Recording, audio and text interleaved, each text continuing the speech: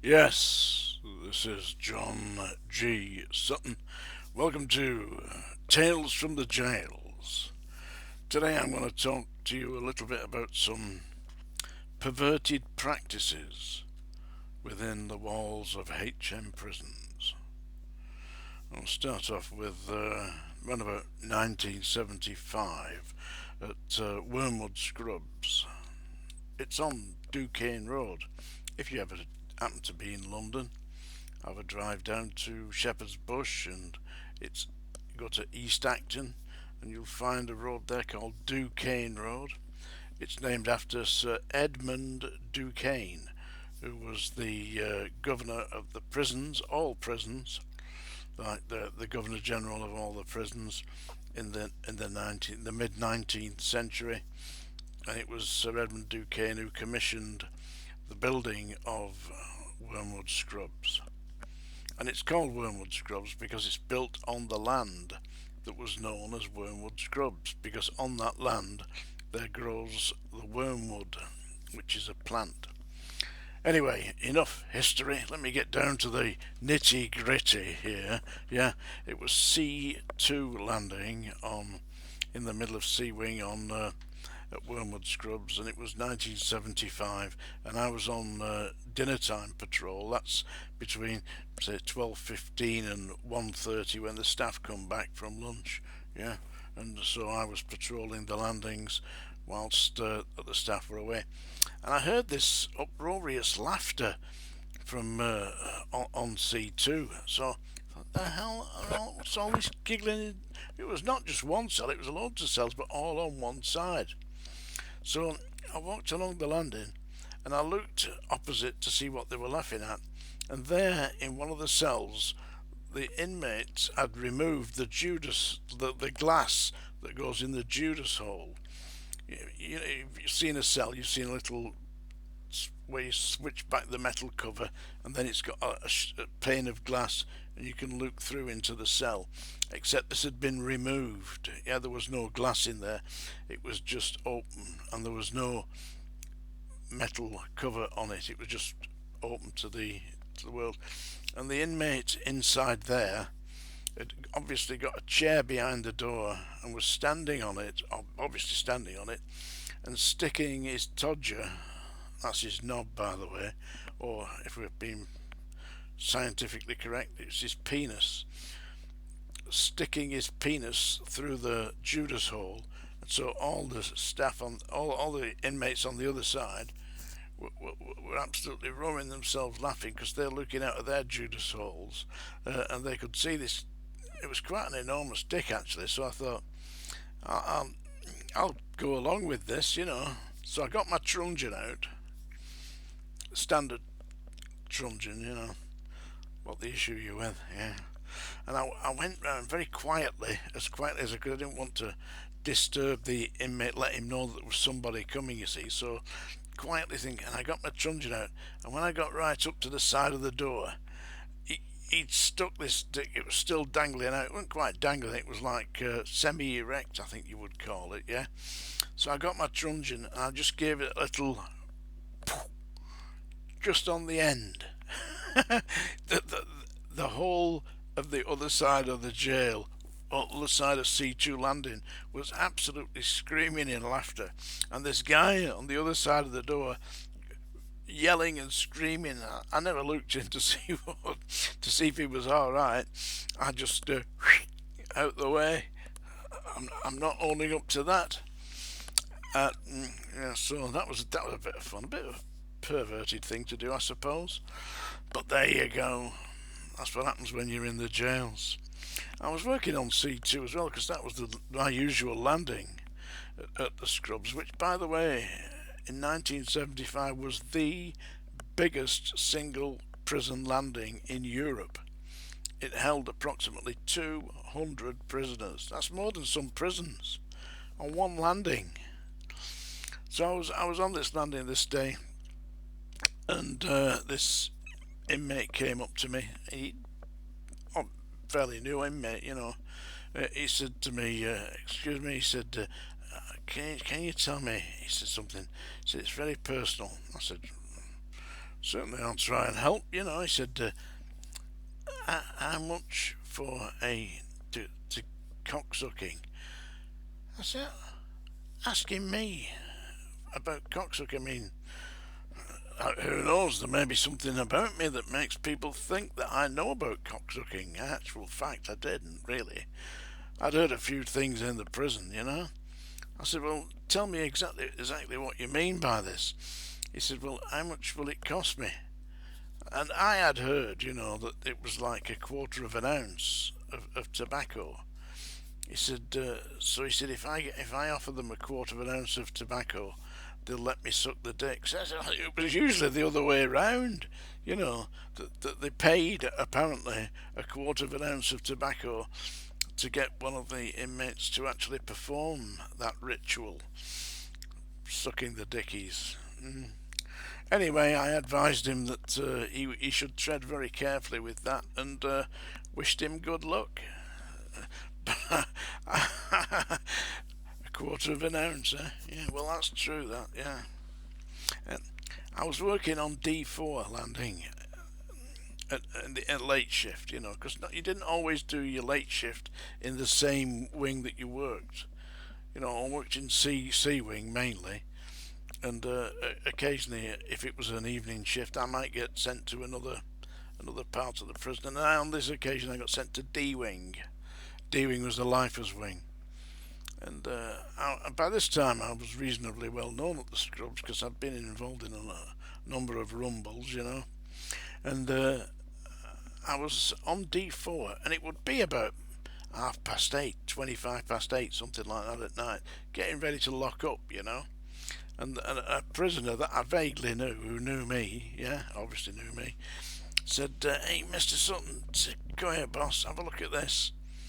I said, sure, what is it you want me to see, Tell him I'm frightened of him in any way or other, didn't feel intimidated, didn't feel it was a trap, So I shot the bolt on his door, because if you shoot the bolt on the door, you got like a catch on the door, and it shoots the bolt out to stop the door from closing behind me. I shot the bolt on his door and went into his cell. He said, I'm not being funny, he says, you stand on that chair there, he said, and have a look out of my window.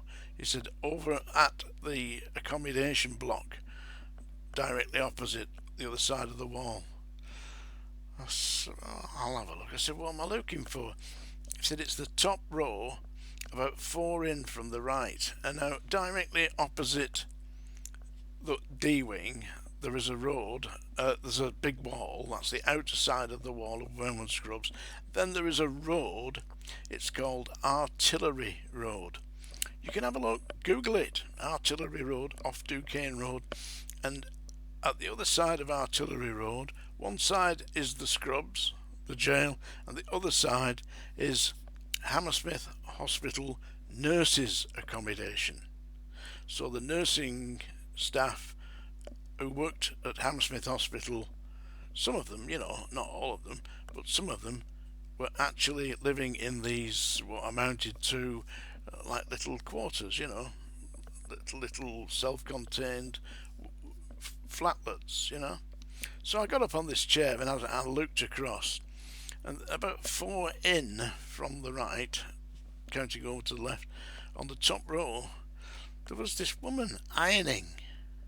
You could see clearly, she got all the lights bright on, and she was ironing, except she was stark bollock naked, and she kept walking round the room stark bollock naked, coming back to the ironing board, ironing, have another walk around, take a whatever it was, put it back on the table. She was quite an attractive blonde lady, I would estimate probably about 23, 20 something, like that.